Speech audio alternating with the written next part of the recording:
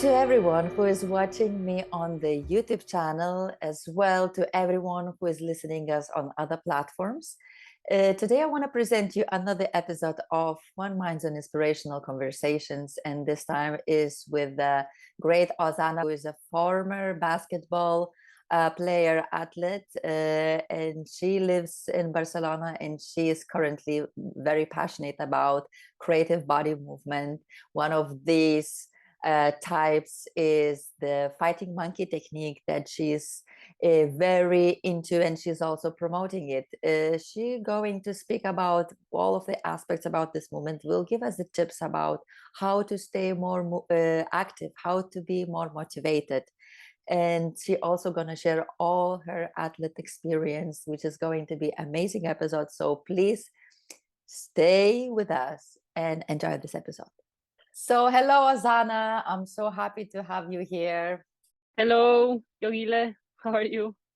For a while, I really wanted to speak with someone who is a professional athlete to discuss the importance and benefits of regular sports in daily life and about the different methods and techniques. And one day I heard your story from our common friend, Anna. And I also saw your videos of movement, and I was amazed, and I was sure I really want to do a podcast with you. So we are here to do that. And tell us how you came to do what you do now, and tell us your story, because I know that your story is really beautiful and colorful. Sure. Well, first of all, thank you for having me. I'm really excited to share. So basically, I was born in Romania in the 90s, the best period, in my opinion, to be born. So I grew up there in a small city called Arad, close to Hungary, and spent the summers in the village with my grandparents, playing football and climbing trees and all that. And then I embarked on with sports from a very early age. I started with gymnastics, then I went into swimming and also track and field. So my father was an athletics coach, so I spent a lot of time on the athletics field, like running laps and then telling him how many laps I did. So I say I was involved with sports from a very young age, also through my parents. My mother not. My mother didn't do any sports. She just goes in the park and does stretching. And then I started with basketball at the age of 12. So I fell in love with it the moment I put my hands on a ball, and not just with the sport, but also with the culture that surrounded it. So I kind of became obsessed with going to play in the States, where it was like a dream for me, because that's the highest. It was the highest level, in my opinion, to play, and also I wanted to pursue my education there.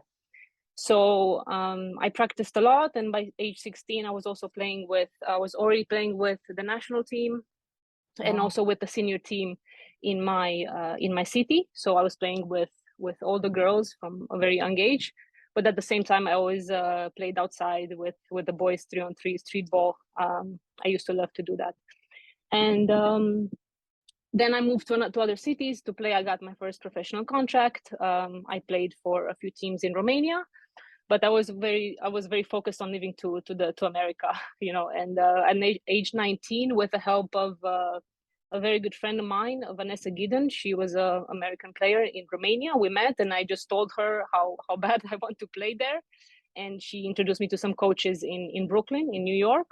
Wow. I sent them over some tapes. I took my exams because you have to take this exam to study there. So I kind of figured out the whole process, and I left at 19 to New York. Wow. So I spent 4 years there playing basketball and also studying. I studied business management. It was a degree that I just chose because I didn't know what else to choose. It was whatever. I just want to play basketball. Just put me on any degree, and also had the minor in sports management there. And it was an amazing experience for 4 years. It's true that it was very difficult to play there. It was very competitive. It's the highest level of basketball. Exactly. So I learned a lot. That's true about myself and about the game, and about life. I met people from all over the world, but also by year 4, I was kind of burned out with the sport. It I put a lot of pressure on myself to perform, and I didn't perform, and then I was disappointed. And eventually, I decided that I need to move on and pursue other things. I also wanted to live life, because when you're involved in elite sport, it's just you're in a very small bubble. Yeah. And I wanted to do other things with my life, you know. So I stopped playing when I graduated in 2014. Then I did some jobs in New York, kind of left the sport, but also was involved in fitness. Was trying maybe to become a personal trainer. I was kind of on that path, but also working different jobs in restaurants and walking dogs and all that small jobs in New York. But I had to return home because my visa was expiring. So, and also my father wasn't doing well. He was quite sick, and I had to decide if I stay in the States, maybe I never see him again, and I had to come back to Romania. So I went back to Romania in 2015 and spent the summer there, and then I moved to Barcelona in 2015 because I chose the city because of the language and the amazing opportunities it has to offer, and I love the city. So I moved here. I tried again basketball because the community is very important, and it Yeah. was my first option when I moved here. I was like, okay, what do I do? Let's join a basketball team and see where it goes. It didn't go far. It was FC Barcelona I played for about 3 months, but I didn't enjoy it very much for some reason, and I decided to stop again and find a job and other things to do.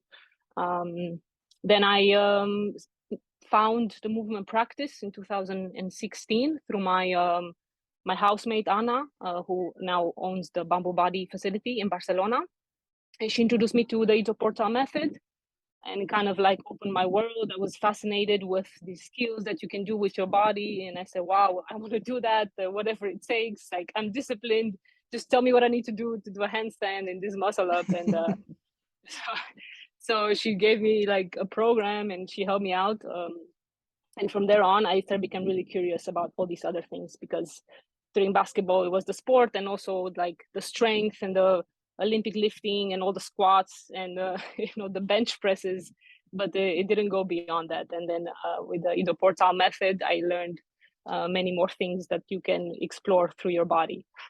I also started my job at the Johan Cruyff Institute, where I am now. So for a few years, I was doing my office job and also my movement practice, until I decided to go back to basketball. This was my third attempt, and I went to the UK. I went to the UK to play. I found an opportunity to have a scholarship for a master's degree at University of Essex. The master's was in sports psychology. So this time, actually, something I wanted to study. It was a focus on athletic retirement and career transition for elite athletes. I was trying to understand why a lot of athletes, after they stop playing, they go into this depression, or like they have a hard time figuring out their next steps in life. It was very interesting topic for me. And then, so that was my last year of basketball a few years ago. So that was like before COVID started. I don't even know which year was that, but yeah, I guess 2 years ago. I came back to Barcelona after Essex. I eventually put the sport behind, and I came back more motivated to go more into movement, and I embarked on IDO Portal online coaching. So I did about 8 months doing that, and also practicing at Bamboo Body movement facility in Barcelona. So yeah, for that, it gave me definitely a purpose, because I stopped basketball, so I needed something else to focus on and to be passionate about. And I thought that it was it, and it was a big part of it. But since this year I found the Fighting Monkey practice, and I really fell in love with their method and their methodology education from the first retreat I did with them at the beginning of the year. Wow. So after all of the experience, what you actually collected and you went through, what does the movement now mean to you? Yeah, it kind of shifted over the years a lot. and it's amazing to see how much things can change in that sense. So right now my practice is kind of consists. Well, I'm involved in the Fighting Monkey since the beginning of this year, but also I'm taking classes with Charlie Roth. He teaches movement in outdoors in Barcelona. He's an amazing teacher. I definitely recommend to everyone to try with him. But for me personally, so I'm with the Fighting Monkey practice. The whole thing is about the quest for better communication and physical dexterity, creativity in thinking, and also in movement, and basically solving life's challenges. Right, so they give you really tools to find your own way and find your own method and find your own philosophy.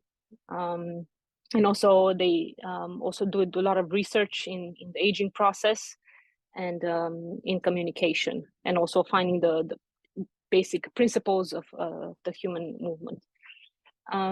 So with I've started after I did the first retreat with them at the beginning of the year. Then I immediately signed up for the other workshop in Berlin and the intensive in Prague, which I just came back from this past week. It was an amazing experience that I can't even put into words. I'm still processing it. And also I started the mentorship with one of the founders of Fighting Monkey, Josef Frucek, and one of the teachers, Natalia Pieciuro. And in the mentorship, I have each month different tasks. There's a theory, there's a lecture each month of 2 hours theoretical, and then a 1 hour practical session. So it feels like definitely more than a master's degree. That it's really like very valuable education for me. So each month there's different tasks that I work with, but they give me enough freedom to kind of find my own way and discover what I want to do in life and discover myself. So for example, like practically speaking, there's the coordinations part, which is organization of the human body in motion and rhythm, and also refinement of movement. This kind of brings me back to basketball because it's the organization of the swinging the arms and the legs, and having this harmony and the unity. It brings me back on the basketball court, where you really need to have that if you want to be a good player. And also, if you see all the best players in today, you see that they're like dancing on the court. They don't look like robots. You need to really flow and have everything organized to be able to perform. And then there's the part of the improvisation, which I get different tasks every month, and I get to find my own way of moving and find different ways of moving, different languages, and see different like these patterns that I have from the past, or why do I move a certain way, or why do I avoid moving a certain way. It's like a mirror.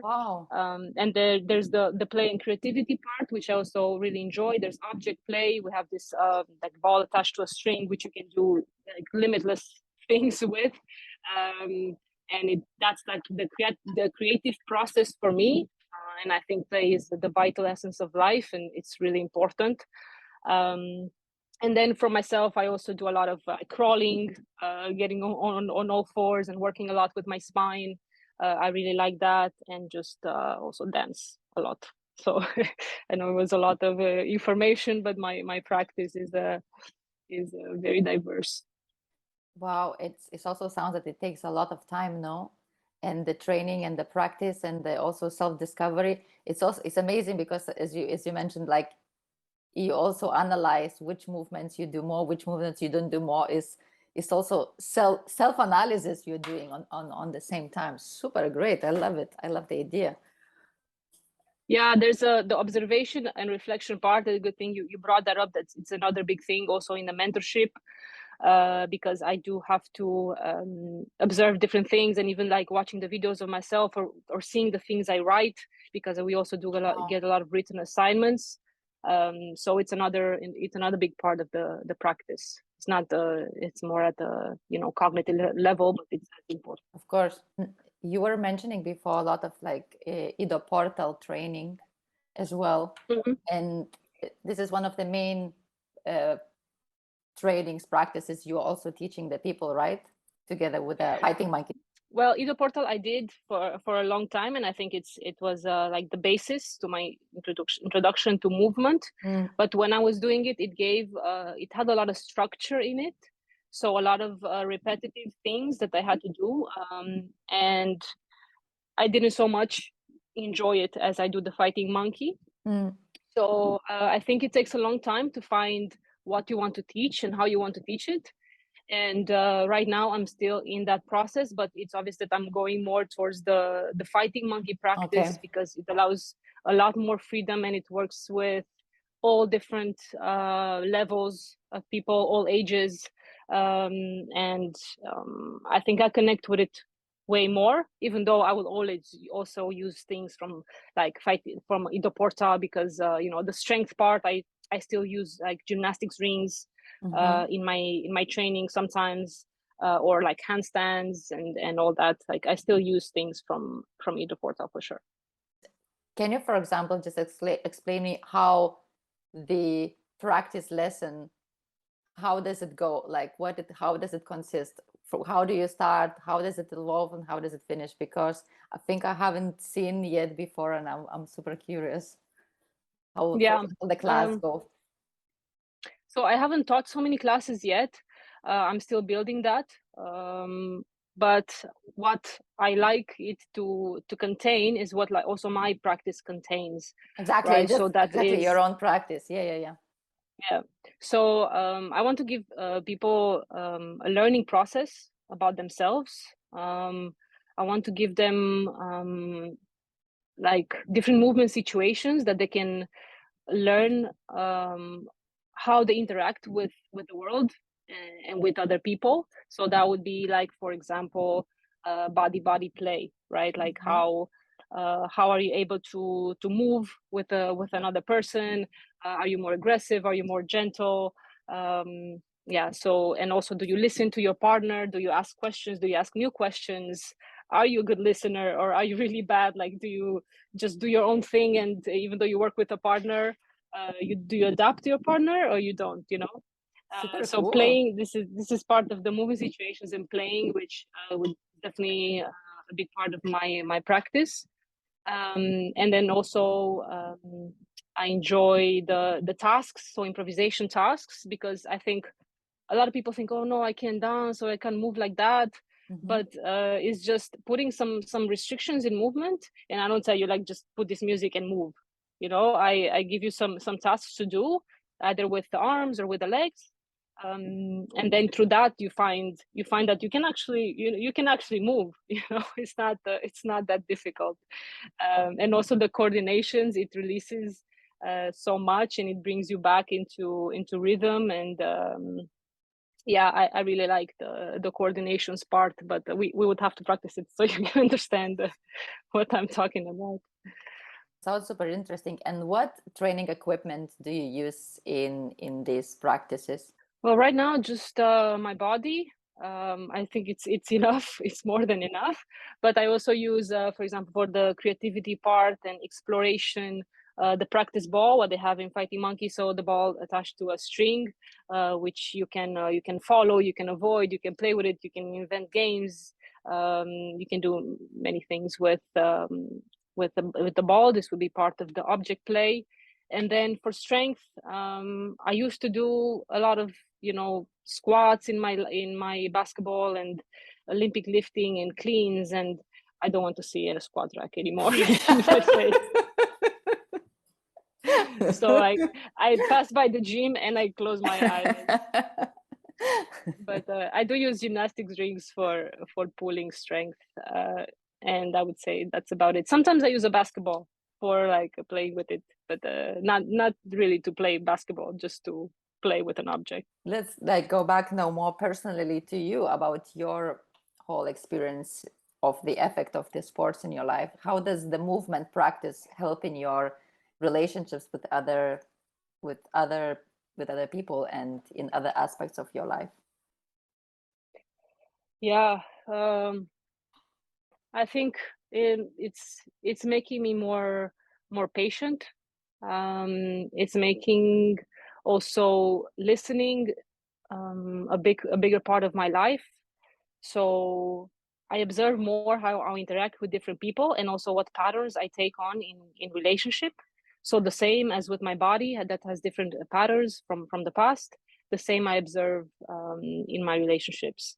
So I try to make that metaphor, but also directly in, I think, the diversity of being able to move with all these people. And in this intensive, for example, there were people from all over the world, from all different backgrounds, all ages, and moving with each of them, as partner work makes it such a complex experience. Yeah. And I think it's very important, just like in other aspects of life, um, to just go into different environments, like to connect with Totally. different people, to talk to different people. If you just stay in the same bubble, you're not going to grow, and you're not Yeah. going to change, and you're not going to learn about yourself.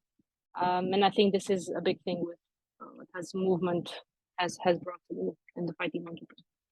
It's true, this is what I also discovered when I started really, well, I'm practicing yoga since already more than 15 years. And I also realized that actually just because of that I'm practicing that, it gave me a lot of patience with dealing with the people, like no matter where, either this is at work, either this is anywhere on the street and wherever, it just gives me patience and quiet kind of the moment, like, okay, you can still handle it, it's okay. And I like the fact that you mentioned working also, working out with different people from different backgrounds, from different cultures and different countries and so on. It's such a good experience, and also seeing also people in different ages, and the way to communicate it actually doesn't matter how old you are, doesn't matter where you come from, we all here for the same thing, and this is amazing, and you can share all of the same things. Is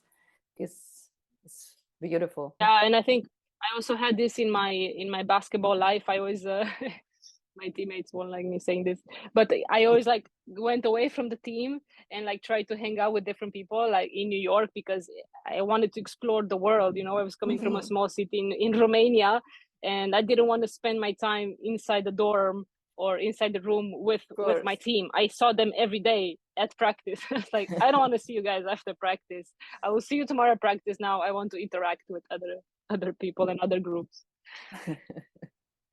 Who influenced you the most in your sports career? Oh, that's a difficult one. It's hard to name one person, of course, because a lot of people influence us over the years. And I guess it all starts with the parents in a positive or negative way, but it all starts with the parents. And they definitely had an effect on how I pursued the sport, or why I pursued the sport. I didn't enjoy very much to be at home, so I was on the basketball court all the time when I was growing up. And then also you think about, how you try to fulfill the expectations of your parents, or did it really come from me? So asking myself all these questions. My father was an athlete himself, so definitely had an influence on me, and he definitely wanted me to do other sports, but was very supportive. I mean, he wanted me to do track and field like him, but he did support me all throughout my life in basketball, until till the moment he passed. But it was very influential. I'm still trying to figure out in which way, but and then of course all the coaches, good coaches, bad coaches, we know that they're not all of them are going to be good. Some of them had a bigger impact on me, and in a positive way, and then some of them had a negative impact on me, but also it made me who I am today. So I'm grateful to that, and also my teammates and the people my teammates. I think they were in a way they were very inspiring, and I don't know, having to playing in Romania with the national team. I'm still friends with the girls that I played back then, and then in New York with all these girls, I learned something from each of them. So I guess a lot of people influenced me in my sports career. And I have a question to you. How do you think what mistakes do people make when it comes to their bodies or starting fitness training program? Because nowadays there are so many different training programs, so many options to start, and also people, some people also starting without knowing, some people also going through so many damages and stuff. So I would like to know your opinion. I think the biggest mistake is doing what everyone else is doing and following the crowd. I think we need to pay more attention and to be more curious about our bodies. I mean, I think when you try to find a master's degree for, I don't know what you want to study, MBA or psychology, and you pay all these type of therapies, and but then what about your body? You know, it's a whole universe in there, and you need to have an intelligent approach to it and how you train it. And I think, yeah, the more curious you are, you will find your way, because there's one practice or the other that's gonna attract you more. We can't all like the same things, obviously. Maybe you like to move more softly, or maybe you like to feel more powerful, or you know, do these like intense cardio, or whatever. Just be curious, and you know, we are not robots, and there's a whole universe inside of our body, so treat it as such. Exactly, follow your feeling, no? And the body, the most important. How can creativity be developed in movement practice? Time, patience. I think creativity and getting you know, into the creative process, it takes time. I mean, I've been with the movement practice for like 5 years now, 6 years, and I'm just feel like I'm starting to be a bit creative with what I'm doing. Sorry, but from what they see on the videos, it doesn't look like you just starting creating. Yeah, trust me, in some things it's yeah, I think playing is very important in the creative process. So through there's so many play modalities. I think we don't give enough importance to play. That's it's like as important as life and death, and health and medicine. It's very important, and there's a lot of research in children, and how important play it is for children to develop as healthy adults, and not enough research how adults play. And I think play starts, like creative process starts through play, and exploring different things, being curious, talking to different people, collaborating. So you're not gonna become creative if you sit at home and, you know, write things looking at the sky. I think you need to explore different environments, different ways of moving, different music, different rhythms, different groups. Yeah, just be curious, because there's tons of things out there that can spark your interest. Yeah, I think it's also because people normally used to, when it comes to the movement or to sports and stuff, they like to have everything scheduled, follow the system, follow the program, do from this to this. They're not very kind of willing or wanting to improvise more, or to actually, as you say, do through the play, because it's kind of, our society is now kind of more built that everything you have to follow the thing, have to follow the format, and this, of course, the play means being a bit out of the format. Yeah, for sure. And even in sports, I mean, if the greatest athletes out there, they didn't become the greatest because they followed the norm and they did everything else the same. They were actually very creative people, and made sport their art. And they always thought beyond the norm. How can I perform in this way? Or maybe like everyone is doing this, let me do something else, see how it works out. And I think it's the only way to grow and to innovate. And if we don't grow and innovate, we will die. So Sorry, I was a bit, but it's true. I mean, we have to find different ways. I mean, what kind of life? It's boring if we always do the same thing, and I am one of Exactly, them. I mean, exactly. I did the same thing for 15 years, but it's true that I get bored with things quite quickly. That's hence also the movement in different cities and different parts of the world. But it's very essential for life. This. Exactly. And I mean, we just mentioned this also, the society and the people who likes to do the same. How is the best way to incorporate exercises into the daily life of the regular people? Yeah. I mean, with the way like life is structured, it's our society structures is not so easy. It's not like we live in the woods and we can go explore every day. That's true. We live in urban architecture, but you can take the stairs. Always when you go to the office, like take the stairs, don't take the elevator. Try to bike more. I always bike around the city, and not don't take those scooters, bikes. Those the electric So scooters. stupid, this thing. So stupid. I hate Who them so invented that? much. I don't know. Sometimes I imagine like a bunch of like the people that are electric scooters. It's like monkeys on electric scooters. It's Like, true. what planet am I on right now? Yeah, and it's also So, dangerous, I don't yeah. get it. Yeah. So bike, take the stairs, like put a bar in your house and like hang from it. Sometimes it's very important to hang and let gravity work on your body and play with like your kids. If you don't have kids, get kids because it's good to they make you move more. So yeah, there's some ways to do it. And also a big thing is that here in Barcelona and in Spain, there's this whole social interaction through sitting at the table and drinking beers.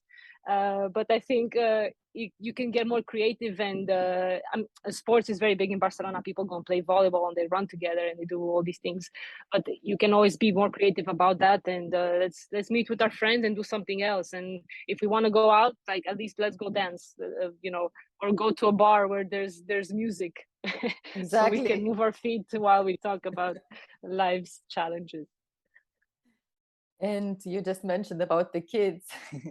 Yeah. What are the most important things parents can do to raise healthy, exercise loving, and skilled kids? Well, I always think that if you're not a parent, you cannot talk about raising children. It's like a no, because you cannot know anything until you become a parent. That's I learned that from my mother friends. But I do spend a lot of time around children, and let them play. Let them play a lot. Definitely don't put them into a football academy.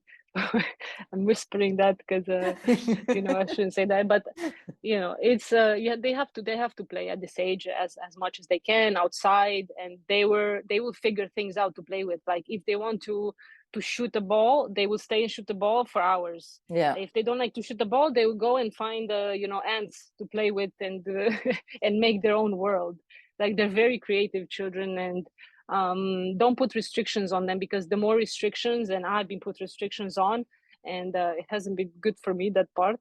But like when they say, when the mother says like don't dirty your shirt because I have to wash it, especially in Romania. There's this big thing about the child, don't do this, don't do that, don't climb the tree. I don't know where this fear is coming from. Probably it's in themselves. But don't put your fear of the child might get hurt if he climbs a tree. If he gets hurt, he will fall. He will be fine. That's how we learn things, no? In our Exactly. life. He will get up and climb again. Exactly. And then it might give you a heart attack. But the fear is yours. Is not like, don't involve the child in your fear. What advice would you give to those who spend a lot of time sitting, like doing the office job? Because I think this is the biggest problem of our times. Yeah, it is, fortunately. Well, standing desks, it's a thing now. Do you think is this better than the sitting desk? Because actually I have met some people who was considering about changing their desk to the standing desk, and they were thinking if that's better. It's better, but if you do something with while you understand, if you just stand, I don't think it makes it much better. But for example, I would like I play music, and then I kind of like move my feet and my toes. I move my knees, my hips. I go from one side to the other. I move my spine. So if you're standing, like even when I'm sitting, like I can move my spine and my shoulders, and then take like movement snacks throughout the day. You can always get up for 5-10 minutes and do some slow stretching or moving your spine, your head, or your arms. Like swinging of the arms is also very good, so try to do that. But movement snacks is very important. And it's very difficult when we are in this we have to work 8 hours a day, but I do the same, and I take movement snacks, I call them. It's a good advice. It's actually mostly for my boyfriend who's going to watch this episode. I hope he's going to do this breaks. I hope he's going to do this breaks. And we came now to the last part of our episode, and the time is running super fast. And I have always the 3 last questions to the people who's joining my podcast, because we all like to know about people's morning routines and their the books they like to read. So what does your morning routine look like?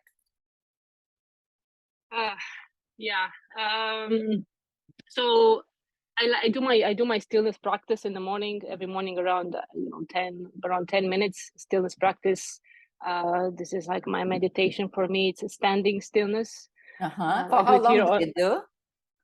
Just around 10 minutes, not more. Okay. I'm still struggling with it. It's a hard practice for me. I get very anxious of just not doing anything and in the silence. But it's really good, and it helps me a lot with my posture and sensations in the body, and also images and thoughts and feelings. So I do it here on the terrace, the first thing in the morning before anything. And I do some slow things with the joints and swinging of the arms for like another 10-15 minutes, and then I have my coffee. And then I read for at least 20 minutes. So I try to do that before I start any work on the computer. Even my housemate, I live with a 11-year-old, and he knows my morning routine. He imitates it very well. It's great. And also here on the terrace, I think a lot of we have this like all these buildings here, and people see me in the morning like standing like a statue. Something is off with that girl, but this is my routine. Is there any important book that has helped you improve over the years? So many. I love to read. Sometimes I don't think I process. I read so fast, and I want to get all these books in. And sometimes I think I should probably reread the ones I already have and start buying books. But one big one that was for me that I read twice is Alice Miller, The Drama of the Gifted Child. So this is more related to childhood development things, and understanding why we shut down from such an age if we had some type of trauma as children. Oh, really? And then there's others like Frank Forencich. He's a Beautiful Practice is a very good nice one on movement and exuberant. I mean, he wrote a few books. And then there are many. I read a lot of books on play because it's fascinating to me. And also on childhood development. If any of your readers, I mean listeners, are interested in that, I'd be happy to exchange book ideas. For sure. And I also will put afterwards the names of all of the books you said in the description on the YouTube and everywhere, so nice. Everyone who is interested can have a look and have a read. And what are you currently most passionate about? life.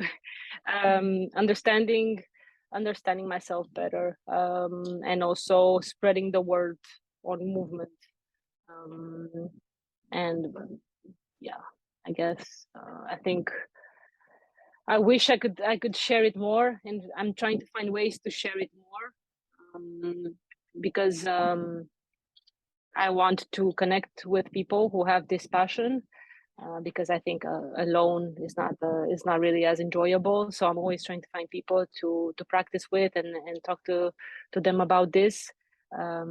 Like in Prague was amazing. It was like, just the whole movement community coming there, and it's so nice when we're all passionate about the same subject. Like new ideas arise, and it's really a safe space. So yeah, I guess I'm passionate about this, about the spreading the word, community, and understanding myself better through movement. Tell to our listeners, where can they find you? How can they find you in case if they want to try practices with you? And please. Yeah. Well, in person, you can find me on this terrace in Eixample. If you have a drone, in a very nice terrace. And I also practice in Tura Park a lot. So if you see like something that looks like a lizard, monkey, whatever weird things going on, that's me. Also in Barcelona, Are you near the practicing W. daily? Are you practicing daily in Natura Park? Not daily in Tura Park. I try to change my environment, but I'm there quite often. In the afternoons I'm there, and also I like to go to the beach near the W. There's a big like playground area there, I call it, and everyone does their thing and music, and it's really nice. And also you can find me on Instagram, so it's at Ozana.Marginean. I'm sure you can see my last name is not so easy to. I will add all of the details exactly as well with all of the links to you. Cool. So the same on Facebook, and I am working on a website because I will be starting to offer coaching sessions, like one-on-one coaching, and maybe in the future also workshops. So that's my future planning. Let's see how that goes. Are you also would be doing the training online in case for people, the ones who doesn't live in Barcelona? For the coaching, yes. It's going to be online coaching, one-on-one, and for workshops, they will be in person. But I'm thinking I might do also some online courses that people can access from all over the world. Exactly, because nowadays looks like more and more also people like to just be at home and have the possibility to have all of the possible trainers from everywhere. I know, but in a way it kind of goes against my values, because I really like interaction, and I think touch is such a important thing for healing and for all of us who have lost the sense of touch. And in my classes, because of the body play, it's a big factor.